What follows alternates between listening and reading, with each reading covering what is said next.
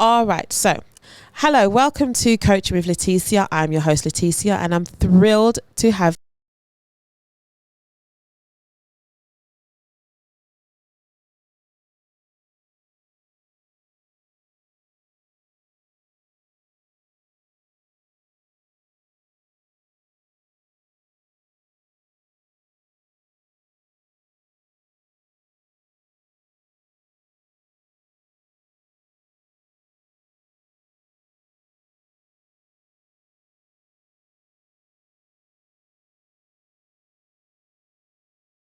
on personal analysis and the Porter's 5 forces model. But before we delve into this topic, I'd like to welcome my new and current listeners. Please do not forget to like, share and subscribe to the podcast so you never miss an episode. Now, without further ado, we have Stafford back here on the show. Thank you very much. You did such a fantastic job last time. I got so much positive feedback, and everything that you said was so knowledgeable, and you spoke from a space of experience. Do you know what I mean? And some people were like, you know, Tish, they had a pen and paper ready to learn. So hopefully this will also give other people an opportunity to learn and grow in their property business or their property journey overall. So first things first, how did you first get started in service accommodation? Oh, well, first of all, thanks for having me back. Yes. Pleasure, you know. It was a real fun experience last time we was here. So, fantastic. I'm glad that we were able to branch off into a specific area. But yeah, sorry, to answer your question. I kind of fell onto it in service accommodation kind of by accident. It was a real long time ago. I was actually renting a property. It was in central London. Very good location. Rent was decent, and the property was decent, including the building. And it came to a point where I was going to move somewhere else, but I didn't want to give up the flat. Yes. It was in such a good space. Yes. So essentially, I was going to buy somewhere. Yes. In the hood, in Catford. Oh, in the hood. Oh, not South London. But I didn't want to give up the place in Central. Yeah. So indirectly, I rented it out through Airbnb. And I kind of found a niche in terms of how it could actually work. Okay. By trial and error, which was when did that actually happen? What year? Do you remember? Oh, we're going back like 2000, about 12. Wow, 2012. Because I know that I'm familiar with Airbnb, but not since 2012. Probably a bit more like. Sorry, I think it was after that. So apologies. That's okay. No. You look at 2014. Yeah. Probably like around then. I was like, oh, what is this Airbnb kind of thing, when it was fairly new to me anyway. So what factors influenced your decision to invest in service accommodation over traditional rental properties? So I know you've got rental properties, but what made you want to go into that sector? Well, like I said, I was renting the place myself, obviously, for rent, so I couldn't rent the place out again directly to another tenant. Right. So I did it for a short duration just to see how it would actually go before I initially made the move, obviously, over to Catford. And so basically, it was basically trial and error. So I put it on Airbnb. Before I actually did it, I looked at general prices, everyone was doing in the area. I compared, obviously, the images in terms of what their property looked like from inside. And essentially, I tried to mimic what somebody who was at the time, like I say, for example, doing very well, Superhost, how their properties looked. Right, okay. So I dressed it in a fashion, I dressed it in a way where it was good. Okay. Do you know? Okay. And so you didn't go on any training, you didn't do any courses, you literally just used your initiative and thought, let me... Yeah, it's not really hard. To me, it wasn't really hard. It was quite straightforward. Yeah. Airbnb is like, it's an application, so an app, so you can follow it step by step in terms of what you need to do. Take your time and follow it step by step on what you need to do, and you know, it could work out successful for you. So what are the key differences in managing service accommodation and long-term rentals? Because isn't there like some rules where the person can only stay in the property if it's a service accommodation up to a certain time? Is that right? So typically in London, like you usually got 90 days. 90 days, okay. Yeah. which are at a year, which you're allowed to obviously have the property on Airbnb or other avenues. As opposed to if you're going for a single let, then obviously you can go up to 2 years. Okay. In terms of what it may be, so it can work out. Depending on how you need to juggle it in terms of how you're going to work it out and what's going to be working best for yourself. Right. Okay. So you said that it works via an app. How easy is that to navigate? Let's just say somebody has no idea, but they want to get into service accommodation. How easy was it to navigate using the app to do your service accommodation? And is Airbnb the only platform that you could do service there's other accommodation? platforms you come in. Airbnb is just obviously just the easiest, the most well known. Yeah. Everybody seems to know it from around the world. I mean, when you look to get a place, people say let's get Airbnb. You know what I mean? Yeah. It's, you know what I mean? It's like another word of saying kind of getting a taxi. You say let's get an Uber. You know, so it's a real known obviously company in terms of what they actually do for hosting and accommodating people from around the world. But you got bookings.com. Right. Okay. Which you can actually use. That's another platform which I've actually used. I kind of use that in between my Airbnb bookings. Right. Okay. So if I got some days and stuff I need to fill, you can have two calendars where whenever days are free on one, then you can free up the other. So okay. So you'd have to have two separate accounts, one on Airbnb and one on bookings.com.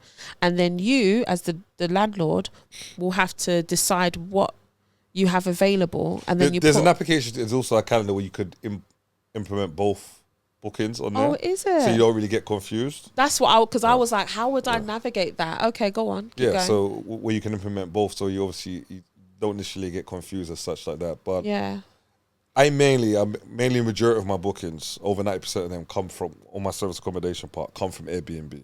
Okay. The reason why it's not, there's other avenues which you can do to make it profitable. I know some of my colleagues have actually used Airbnb initially to get bookings, and they've actually have got clients on the back of Airbnb. For example, I sometimes get clients that have companies all around England. Okay. And it may be like a electricity firm or a sewage firm or something of that nature. And want to send their workers, got a contract down in London. So they may like my place and they may book it. So once they book it once, they're like, hi, how you doing? My guys are coming back down to London next week. Love that. Can I book it with you direct? Oh, I love that, because that moves me quite nicely onto my next question in terms of maximizing occupancy rates. So again, what you said before in the other podcast is about building relationship. Yeah. So is there any other techniques that you can maximize your occupancy rates? I mean, yeah, it really comes down to price and how you present your property, really. And obviously the feedback that you actually get from previous and past guests. Right. Okay. That is how you maximize it. I'm a super host. So how do you become a super host? Basically, you become a super host where your score stays above a 4.8 rating. Wow. And you have to have within a quarter, so within 3 months, you need to have more than 10 bookings, 10 people that have stayed with you, or 100 days in between then, and 5 stars rating across the board, or more. And 0 cancellations. Okay, so you have to have a response. You have to respond. A 96% response rate, I believe. Wow. So everyone writes you a message on the app, get back to them, basically. Wow. Okay, so I'm trying to visualize this. So I book on your your Airbnb, yeah. Then I stay in your property. What I want to home in on is to give you a 4.8. How do you get a 4.8 as a superhost? So is it cleanliness? Is it just communication? What is it? Everything? What exactly is it? Well, essentially your place needs to be 5 stars, basically. Okay. It has to be presented obviously how it's been seen. Right. You want to obviously present a nice, clean, modern, descriptive apartment, how it's going to be, depending on where you are. If you're in the country, then somebody may want a country feel. That's what I'm saying. Yeah. I'm in the city, so if I'm in the city, I do a nice modern apartment. Now feel, I understand. Okay. For what I actually present. So you don't want any leopard print walls? No. Just keep everything nice. What colours? White, Okay. barley white. Okay. I do in the hallways. I do something like a what's the Dulux color I use?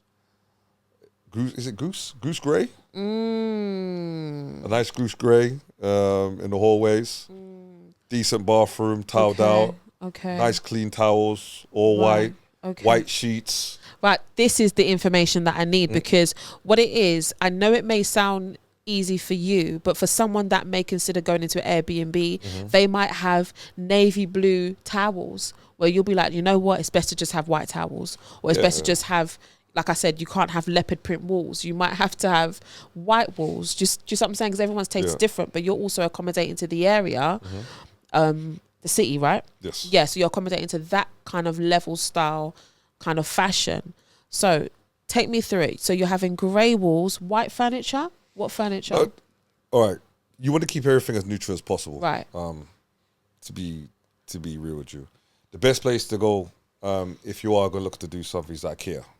You can literally just kit out your whole room and find everything else that you need. Okay. From the couch to the table to the chairs to shelving to beds. Yes. To little ornaments to the artificial plants. Okay. Cutlery. You can find everything there. And you Okay. don't have to go crazy because they got different ranges in terms of what you want to spend. Okay. And still also, look what helps you stylish. too, there's also an app which might be helpful to some people. Is once you have your property, depending on how you're going to get it, whether you purchase it or whether or not you're going to go down a route of obviously achieving it from a landlord or going to an agent. Yeah. There's an app called Room Planner, and Room Planner allows you to basically you can get them once you have your property, measure your room. And you can input it on the app itself. And then when you've actually done that, you can then basically furnish the room on the app. And it has IKEA products in the app.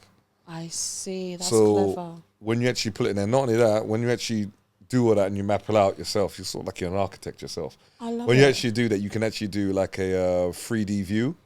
So it allows you to walk around the room to actually see how it looks, which is actually pretty neat, you know? Okay, so now we're going to look at cost. Okay. So it's going to be a 3-part question. Sorry, because you said 3 things that are quite key. How much does it cost to kit out an service accommodation room or apartment? How much does the app cost? And what if you don't have the budget to kit out your property? Is there any companies you can use to hire out furniture? I don't know about the hiring part. I'm sure there is, but at the end of the day, if it's your place, you might as well need to find the money to. You need to spend money to get money. I'm sorry. Okay. Like, you need to obviously define it initially to go out there and get your property. But the kind of cost that you're looking at per room, it depends on the kind of a standard which you want to get into. I mean, you could do it basically. Lowest if you want to budget. do a real budget, you could be looking at a bed and mattress. You can get a bed and mattress for 120, 150 pounds. And this is IKEA. real, but no, not for IKEA. This is budget. Okay. Guy down the road, you know, the Yeah, ones that do beds for you, those kind of guys. You know what I mean? 120 pounds bed, 150 pounds bed and mattress. They could probably give you a wardrobe and a chest of whole drawers set. in one, for about 120 pounds again. Okay. Couple shelves you could probably buy from IKEA. They usually I sometimes get some nice shelves from there. You can buy them from about £6-7. You got the bargain basement as well. Bargain basement's obviously a good one. Yeah. So once you got your bed, your wardrobe in there, probably a nightstand. I mean, that's all you really need. But then, what's going to give it that? What's going to separate you from your competition? Yes. Those are a couple of things that you need to ask yourself. Yes. Whenever I try to present my properties themselves, I try to. I want to give the tenant or the potential guest a reason not to say no. Yes. And not only that, it makes you feel good when I decorate my place and they take the pictures and they see it and they book it, and then when they come, it looks exactly. I love that. How it's actually presented. I actually do. I do know? love that. Yeah. Because the worst thing about it is I've been in Airbnbs myself and I've seen the pictures. I go there, I'm like, what the hell is this? Yeah, it's true. You know, and it's true. I don't really like that type of feel. So when you see the comments saying it is as seen, love that. obviously that's a key thing there. But getting back to your question in terms of obviously cost, if you look to do something decent, now obviously your price has gone up per room, probably about £700. Oh, let's say £600 to £700 a room. and that is what, painting it, kitting it out with Not necessarily furniture. paint. I'm talking more furniture. Oh, I'm talking more furniture and how you're gonna have it presented. okay. So let's just say you need a budget of at least $5,000. Yeah, Yeah, I would say that. that's quite Comfortably, low, yeah. but quite reasonable as well. So you could get It could be more, like I said, depending on what area you're in. I mean, if you're somewhere up in central London where you're gonna be Yeah. charging a lot more, you're gonna have to want to spend that money for your clientele to of actually course, come because and they for want them to feel valid. luxury. Of course. Yeah, yeah. Generally, you are spending more money on an Airbnb than you would in a hotel. And people obviously usually book Airbnbs because they want to have that home feel It's true. rather than have a It's hotel true. feel. And You're it also right. makes it better if they're with a family. Depending on how many rooms it is, it makes it good that you guys can come and go as you please. Yeah, You're yeah. not restricted by, the concierge or anybody watching you when you It's come true. and go. It's true. Yeah. Because me and my friends recently went to an event called Lux Afrique, and we rented out a cottage in Surrey. It was beautiful. And I'm not going to lie, when I saw the pictures, I was like, please let it be the same feeling as I get from the pictures. Now, what I really liked about this cottage, not only the location was stunning, but also the attention to detail. So in the fridge was a fresh pint of milk. Like, you could blatantly see it's probably pumped that day from the cows. You know what I mean? All right. There was seasonings, would you believe, in the cupboards. There was tea. There was coffee. There was all the little condiments. Yeah. So do you pay attention to detail in that sense, or do you just leave the guests to do? No, all those little things that you just mentioned. And biscuits. There was biscuits as I well. won't go far as biscuits. I The little shortbread biscuits weren't too bad yet. Because you're out of the country, but you see that's the That's country what I'm saying. feel. Exactly. That you actually Yes, get like the yes, fresh milk. yes, You yes, appreciate yes. like the fresh biscuits that I may be from the did. local market or wherever it may be. What? You appreciate those It little was beautiful. things. Me, when you're getting out a kitchen in Airbnb, you can get a cheap coffee machine, no more than £40 with the pods. Yes, that's. You buy the that's what's usual there, pods. yes. You buy the little Yes. espresso cups for them to have or what it may be. You get the basic cutlery. You have obviously you don't have to. I wouldn't buy milk because milk can go off, and plus Yes, but some like people you said, may it was lactose country. intolerant or It's true. Yeah, whatever it may be. So I just yeah. leave the milk to let people get themselves. Exactly. Yeah. So buy the yeah. basics. Buy the coffee. You can put tea down there if you Little want. tea I bags, just- sugars. You can get like a toaster, Yeah. a basic toaster, and What about kettle. a microwave? Because there wasn't a Absolutely. microwave where we were. Yeah, that's what I mean. So you need your kitchen should have, I believe, coffee machine, toaster, kettle, microwave, your hob, and then obviously have your Yes. cutlery and stuff like that involved in there Yes. too. Yes. Yes. Plates, cups, saucepans.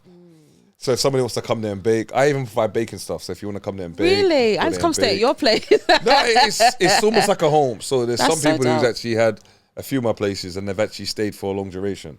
So you can have a 28-day plus booking Okay. Okay. on the platform. So if they want to Okay. do that, no problem. Do you know? But all your places are in London, isn't it? Yeah. I like to dip out of London and do all of that. If you get anytime you buy outside of London, let me know and I'll go into your Airbnb. Have you had any issues with theft? Like, has anybody stolen anything? I've Yeah, always yeah. wondered that. Like, Yeah, do they tend to sometimes take towels? okay, towels is I know. quite common in hotels. Like towels, toilet roll. Towels, yeah, toilet roll. For some reason, they seem to want to take cutlery. Like always take forks. Really? They always Forks? take forks. Yeah, because if they're going on the road, they're eating. Oh, Or it's whatever it may true. be, they're always taking forks. Really? So now I'm a bit stingy there. So now I've got it down for certain places that if they've told me, for example, there's 4 people coming, I put 4 forks in there. Oh, I make sure there's 4 forks. yeah. So now yeah. It's true. they kind of know It's because true. usually you have It's to put a whole true. bunch of 6 or 7 or whatever. Okay. Do you know what I mean? All the same and whatnot. So, but now you obviously just need to regulate certain things. Yeah. But there's spillage. I just call it spillage. So there's certain things you're going to have to spend money on and understand, take it for granted, you know? Yes. But also, if you've got a good cleanup crew, cleaning team, then they should obviously be making notes of this to inform you. Okay. And it's obviously just a quick message sometimes you can just give to your previous guests and, hey, how Yeah. you doing? Hope you enjoyed your stay. My guys, my cleaning crew went in there and they were cleaning, but they noticed a few things were missing. Do you know where they are?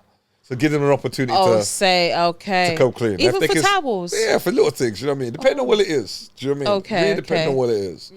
Or they may have smashed the glass or something like that. Oh, nature. I see. Yes. So you yes. can really ask them the question, do you know where the glass is? Was it smashed by accident? So you give them a gap. Yes. And sometimes you can make it go. But just to have a recourse, just to make you understand Yes. that if this something they smash, it needs to be repaired, then they technically should be paying for it. So then, is that when the deposit comes into it, or You can take a deposit, or they got a claim system. That's one of the reasons why I like to go through Airbnb, because they got a claim system okay, that you can okay, actually use, and they act as basically as a mediator to determine whether or not the client's actually paying for it, or you can make a claim on their insurance, depending on what it is, of course. okay. So in terms of turnover, so say for example, you have a guest staying on Monday, do you then get the cleaner on Tuesday, and on that same Tuesday somebody else stays in the property? Is that how you make Yeah, it it's usually work? on the same day. So Same day? yeah, of course, yeah. So I ideally do like similar to like what a hotel will do. Like, you know what I mean, you check out at 11. Yes. So check out will be 11. Check-in will be from after 3 or 4 o'clock.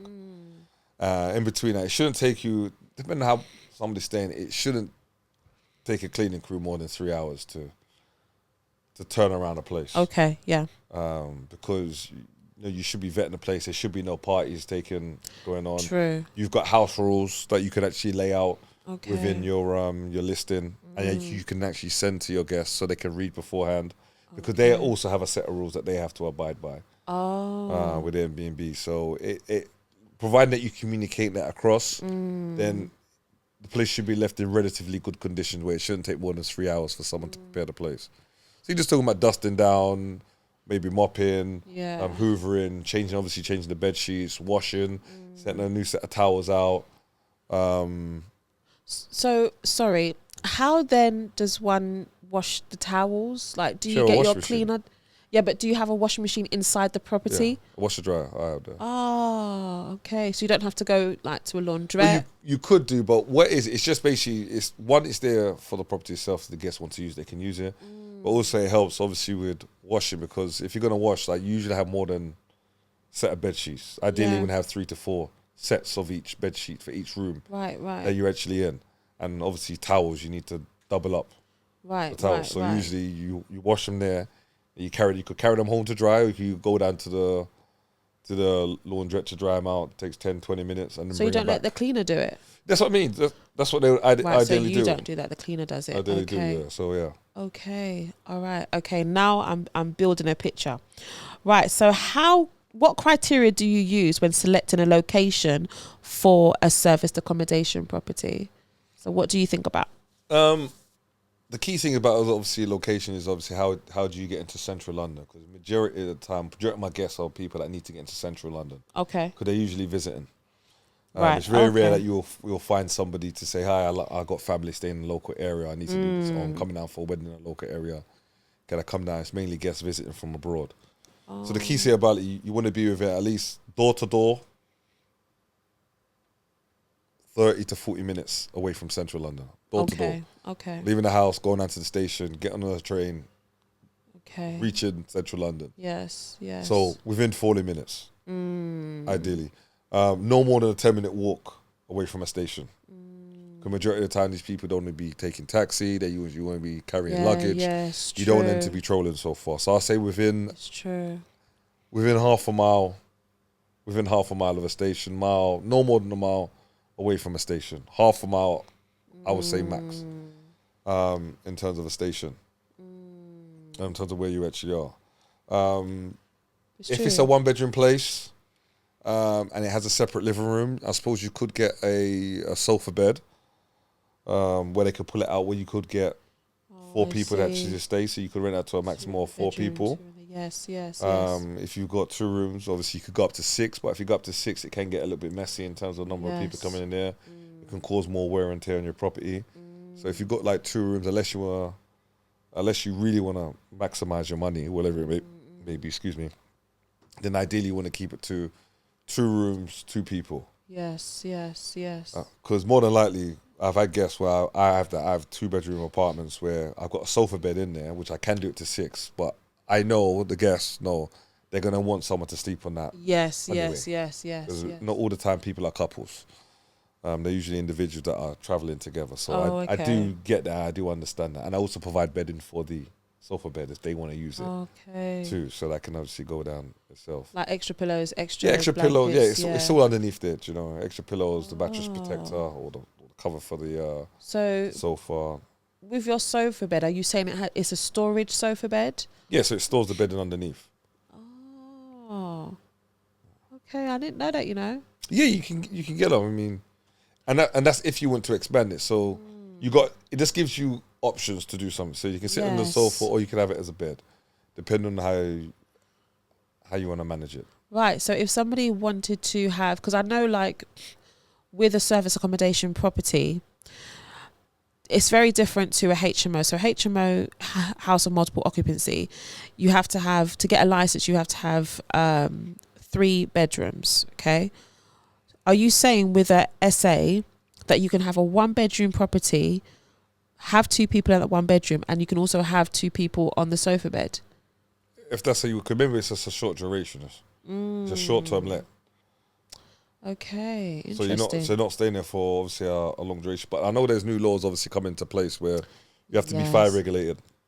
Yeah, So you need to obviously have fire door strips. Yes. You need to have thumb turn locks on the door. Okay. To make sure that you're compliant. So. Okay. So what have been your challenges having a service accommodation, and do you just have one service accommodation, or do you have multiple? No, I've got a few. Depending on, like I said, it really depends on the area which it is. Some of the challenges, obviously, it mainly comes from like neighbours or the people in the area, because sometimes they're apartments. I've had one where I've got a gentleman downstairs, neighbour, who constantly smokes weed. Aye. And so every time he opens he's a nice guy. Don't get me wrong, he's nice. Yeah. But when he opens that front door, that smell goes out into the hallway. Yeah, okay. So sometimes I've had guests that have come in and goes, oh my God, I smell weed. Yeah, it's not always the greatest. I can smell it in the apartment. So there's a few things you need to do. Like I've gone in there and I've spoken to obviously the guy. Listen, do what you need to do. Can you please open your window and smoke at the back? Or, yeah. But it's a bit hard to tell somebody in their own place what to do. If and what to do. Do you know what I mean? So you can buy I can't remember what you call it, the blockers underneath your front door. Oh, okay. So I bought some for him. Okay. You know what I mean? That's nice. Well, what for me is. Well, yeah. You know for me, is he using them? Do you know what I mean? For you, no, he keeps them on his door. Do you know what I mean? So he kept them underneath his door, and I've put some on mine. So just try to limit a few things, but those are mainly been the complaints. Depending on where you are, I've had one near a train track. Okay.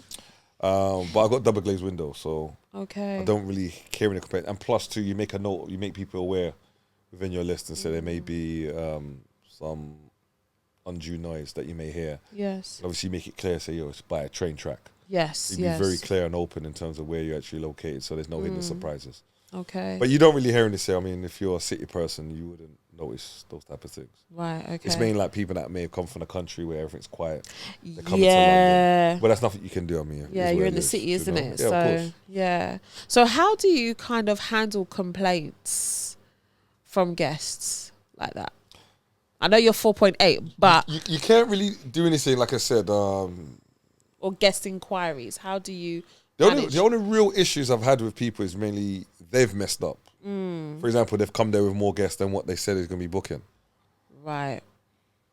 Those are really the complaints which have really come through, and obviously I've managed to overcome them. There's been a few malicious people that I said a few things. Yes. But I've got like a Ring camera outside, and there's another camera in the hall, not in the property itself. Yes. But in the hallway, to actually see who's coming in and who's kind of coming out, because I need to make sure that everything's all good.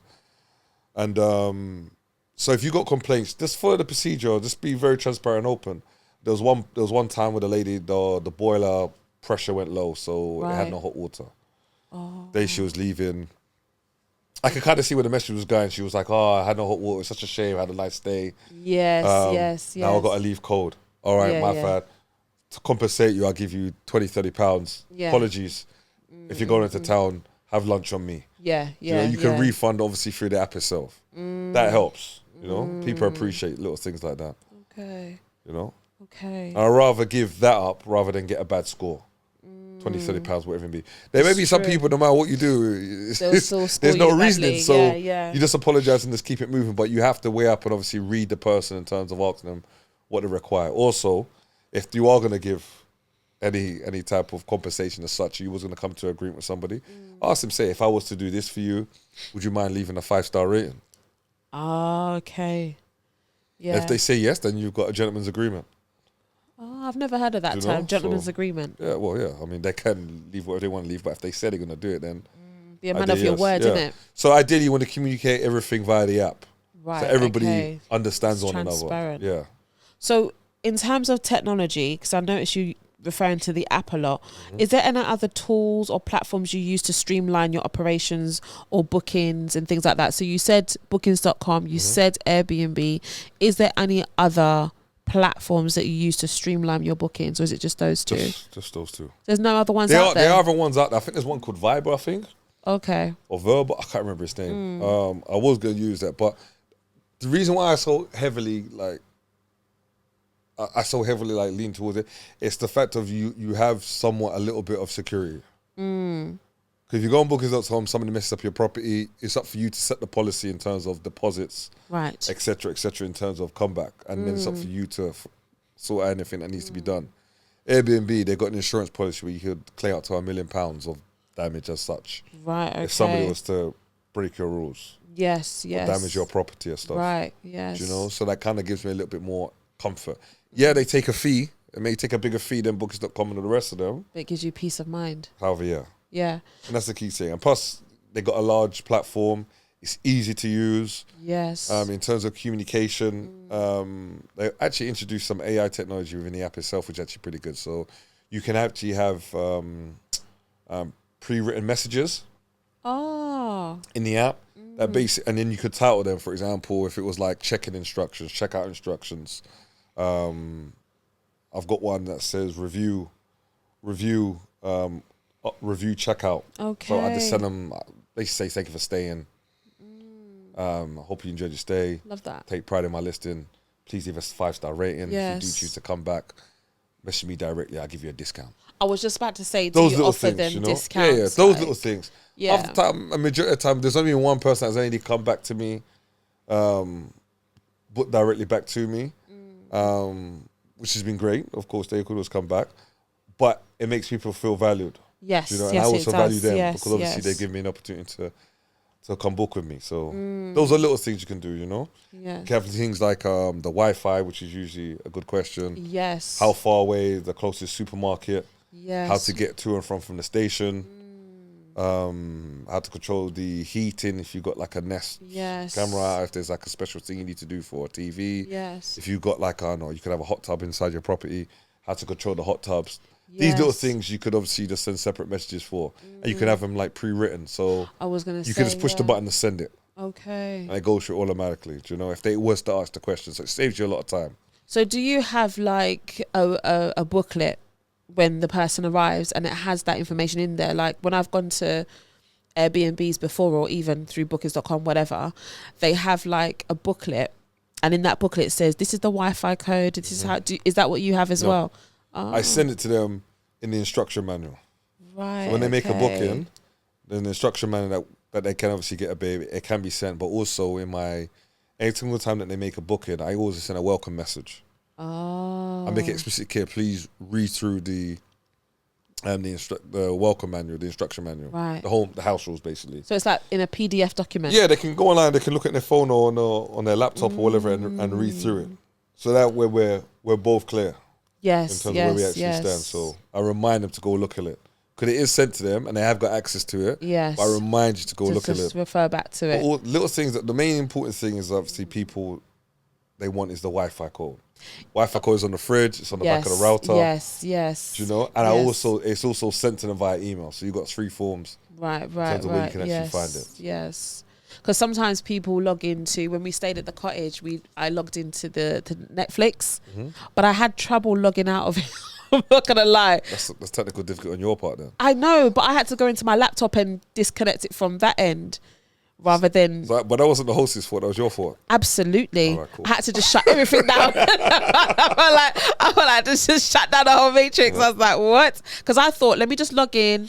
Everyone have the Netflix. If you don't leave it it's for fine. the next guest too. I'm telling, I was like, entertained. nah. I said, I can't log out of this Netflix. So then I had to go on my laptop and just disconnect all of my connections from, what I've logged in. But yeah, I find that can be a bit annoying as well, but such is life. What advice would you give somebody that wants to go into this business? So startup cost is about $5,000. Some costs about 5, but it's more rewarding. Like for example, just say the reason why I said I advocate for a service accommodation, depending on where you are, it could be hugely more profitable and gives you a lot much more better turnover that you can do on a traditional rental. So, for example, if the area was £1,000 a month, you could be bringing in. Airbnb, you should be able to bring at least 3 to 4, if not more, times that. Right. Depending on how you're managing it, if there's a demand in the area, how you've actually laid out your property, what amenities are you supplying, how do your guests feel about your property, how you've designed it, etc. So if you're looking to get involved, yes, you need an initial outlay of cost. You need to get a nice idea of how you're going to actually be designing your property. Okay. I would get someone to come and take professional pictures. Don't do it on your iPhone, your Android. Get someone to come and take professional, like estate agent pictures. Cost you about £120, depending on where it is, but it's worth it. Know how to dress your property. Don't skimp out on cheap things like, for example, in the room, the core things that you need to concentrate in a bedroom is the bed. So you want to have a good bed. Ideally, I'll get a nice divine bed and a good mattress, because this is what people are going to be sleeping on, and a lot of people are going to be coming off of it. Okay. So those are two things I wouldn't skimp out on or try to go cheap on. Definitely wouldn't try to do that. Your bed sheets, just keep them white, so it's easy just to change if they get any spillages or you can just put bleach in it and it should technically come out. Yeah. Some entertainment. Put a TV in a room if you could. Okay. So give it like a service accommodation, but give it like a hotel type of vibe and feel. Mirrors throughout. Provide like a fan. For example, we haven't really got AC in there, but in the summer times it can become hot. Extra bedding also helps. Like I said, your decoration that you have around the room is obviously fantastic. You can just get the artificial plants and flowers to make it look nice. Who decorates? Do you decorate? Yeah, I decorate myself. Yeah. Is that you? Yeah, I decorate myself. So you put the flowers and the little books on the bedside cabinet. That's you can actually get. Yeah. You can usually find this stuff like, for example, I go to a lot of charity shops, and where you can just find like books, little ornaments and stuff like that. Little odd things you can pick up. You know. Yeah. Living room is also important too. If you've got a bookcase, kit out with books, candles. Also, if you've got candles, make sure they don't light them. Make it explicitly clear in your manual not to light your candles. Okay. For the fire hazards and stuff. And a nice table in terms of where they are. TV, of course, in the living room. Coffee table. Okay. But once again, nice neutral colours. So keep it like whites. Yeah, that's white. Me personally, greys. If you're gonna do it, keep it simple. Because if you need to redecorate, it's easy just to get brilliant white. It's the simplest thing ever, and it makes the place look. The place is a bit small. It makes it fresh. Makes it look slightly a bit bigger. If you know strategically place mirrors around the property, makes the room look a lot more bigger. Okay. Gives it a nice bright airy feel. Okay. I'm going to be cheeky in my questions. So let's just say you've got white walls. Can you have like orange furniture, like an orange couch? Is that too bold? Well, if that's what somebody wants to do. But that's what I'm saying. Like, so it's a little bit, but because you've got city apartments, okay, which could be quite niche, quite quirky, quite, exquisite compared to your Catford. Because you mentioned Catford, compared to your Catford property, you're not going to dress them the same, or are you going to dress them the same? Well, why wouldn't you?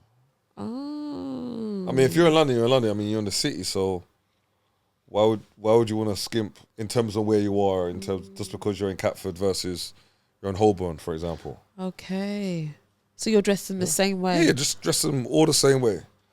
Because once you find something that works for you, ideally you're looking to get the same mindset of clients that are looking to be coming in. Because ideally they're all supposed to want to find a location. Either they want to be in central London or they're trying to get close to central London. Right. Ideally for people that do come in. So these are all going to be visitors. Right, okay. So I'm trying to understand that your clients are predominantly business clients? No, it's mainly tourists. It's mainly just people. It's mainly just tourists that are looking to come in and visit the city. Really? Yeah, majority of them are mainly just people say, hey, coming in London for the first time, or I'm coming to a concert, or I'm going to a show, whatever it may be. Okay. I'm taking my wife for an anniversary or husband or whatever it may be, so mainly those people. How do you accommodate for children? So do you get a cot? How does that all work? I don't really accommodate for toddlers. I don't recommend because don't want to get myself involved in anything was to happen to the kids or Oh, come back okay. with So any you don't type of have like a liability. travel cot or I anything like don't. that? So for anything for like anybody under 2 years old, I don't cater for infants. I just don't I really didn't get know you could involved in do that. that as an option. Yeah, you can, but sometimes they can request it, and I make it explicitly clear you can bring your child, but that's on Okay. you. I'm telling you right now, a place not recommended for it because sometimes they may have stairs. I don't have Or like a sharp barrier, edges. sharp edges. I Yes. don't. So if it was to happen, You're that's on liable. you. Do you know what I mean? That is Okay. clearly on you. So Oh, I didn't even think about that. I make it clear in my listing. It's not suitable for infants. Okay. But if you're fully aware of, because they're parents at the end of the day, so ideally you would think they were going to look after their child, so Of course. they can actually do it. Okay. But you do have the option to say no. Okay, If you as don't a have as a infants. host. So when you started, you just started as a basic host, and then the more popular you became, you started to increase your prices, or has your prices stayed the same? Well, that's the thing. When I first had my place in Sedgwick before I moved to Catford, Right. I had that, and because of where it was, and I also believe it's down to yourself as an individual, I was attentive to my guests. If anything they needed, I was there. Place was clean. The pictures looked exactly how it was supposed to look. Yeah. That able to me to get me to be a super host. Right. And Okay. from then, obviously, I maintained it. Yes. Through little things, little key touches, obviously, looking after your people. It wasn't a case where you just pull it up, somebody comes in, there's the keys, forget about me, don't message me, don't be attentive, don't follow up. Right. You have to obviously make them feel that you're attentive and you're here to look after them. If there's anything they need, you can always reach out to you and you're welcome. Okay. Right. That's a key thing there. Before we go into the step-by-step guide, how do you access an service accommodation property? Because you said they have keys. So what systems do you have in place? There's a few properties which I actually can meet them because I haven't got anywhere that I can safely put down a key box. Or I can liaise where, for example, if I've got the cleaners to come, the cleaners can actually hand them over the keys. I do have a check-in instruction in terms of how it's supposed to be. In addition to that, I do have a key box. Key box is usually pretty good.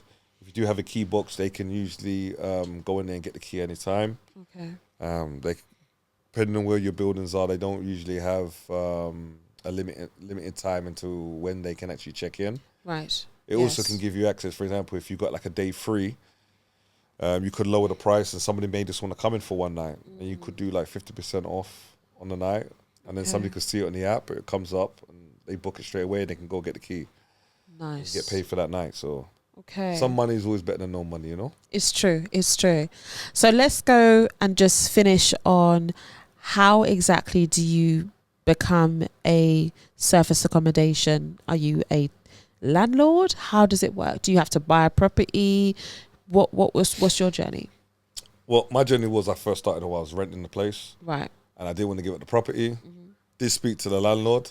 He wasn't too happy initially with me actually doing what I was doing, but he came to an understanding of how it actually worked. And end of the day, he was getting paid and he realized the place was being looked after and maintained. Yes. So that was obviously a good thing. So if you're going to go on the route of renting a property from a private landlord or going for an agent, you have to communicate that across to the landlord or the agent. Yes. That you're going to be doing it. Once you do it, you want to go in there, you want to kill it out. So you need to obviously have your budget around 5,000. Yeah. Like I said, you wouldn't skimp on the bed, don't skimp on the mattress. Plain white sheets, white towels, small decorations, nice colourful pillows on the white sheets, decent pillows too, nice sofa, coffee table, dining table, tells you where you want to be. I will put TVs in there, good shelving, small touches of decoration, kitchen. You want to go in there, toaster, kettle, nice coffee machine, nice coffee pods, decent fridge, electric cooker, machine. gas cooker. What we say? Depending on what the meaning is, it doesn't really matter really. Okay, Majority of my people that go inside my place, they don't really cook. Oh. They're mainly getting takeout. Okay. In terms of it, and obviously provide some cleaning stuff too, like underneath the yes, that washing underneath the sink. So you've got a lot of cleaning products for them to actually use if they want to make a mess or anything of that nature. They could easily get access to them. Yeah, clean bathroom, very important too. Shower gel will provide shower gel, shampoo, okay, and conditioner. Right. And then you have it mounted on the wall? Because I You see can a have, lot yeah, of you have it that. mounted on the wall. There's some places, for example, I know in Poundland at the time, I haven't really bought them, but I bought a whole bunch. Like, went to Poundland, for example, and they had like these big shampoo and conditioner. Top like 2.5 liters. You could buy them for like £5. They lasted quite a long time. I bought like a whole bunch of them at the time. Basically, clear them out. Just hold them so I could put them in there all the time. Toilet paper. That's very important too. Yeah, apparently that gets used a lot. Toilet paper within there. So, little things. I mean, every single time, just to really think about it. When you go inside of a place, it's not your place, but you want to give your guests a reason not to say no. Yes. To your apartment. Yes. If you have that idea, then you should be fine. I think it's brilliant. So are you saying that you can rent out a property from a landlord and start your service accommodation? Do it there, like I said, you have to inform them. If you're buying a place, yes, you have to weigh it up in terms of what would actually work best for you and how much time do you actually have. If you're buying it on a buy-to-let basis, you need to check with your lender to see whether or not you are entitled to do so. Okay. Whether or not you need permission, because they might have caveats on that. Yes. But if you are going to go ahead and do it, you need to weigh it up. And also, if you're looking to remortgage in the future, so some lenders may think, well, I can't really base it on your model because short term you haven't got anything guaranteed for AST. Okay. So you have to be careful in terms of what you're doing and what's going to work best for you. Okay.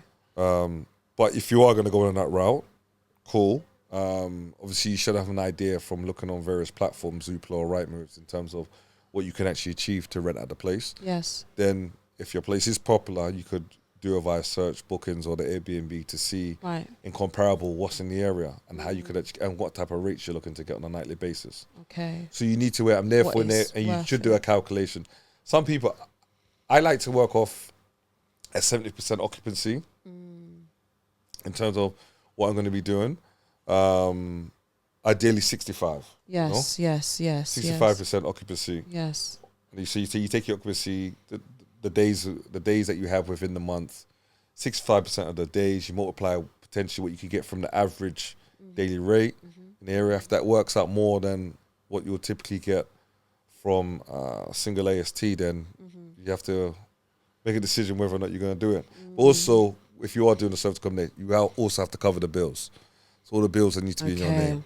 So I have to bear that in mind also. Okay. All right. Brilliant. That's actually quite key. Yeah. I forgot about that question. So that's why I'm saying it needs to be 3 to 4, if not more, over what you'll typically get from a single AST. Okay. Brilliant. Stafford, thank you so much. You've shared so much information again. No so hopefully those of you watching will become super hosts. If not, at least begin your journey in this property market. And hopefully that, if you're considering it, go for it. See how it goes. Let us know how it goes. And hopefully that some of this information has been helpful. Definitely helpful for me, but hopefully helpful for you. So again, thank you, Stafford, for joining me again for part 2. And I really hope you enjoyed this episode, Coach with Leticia, speaking specifically about service accommodation. Share, like, and subscribe, and I will see you on my next episode. Take care, everyone. Bye.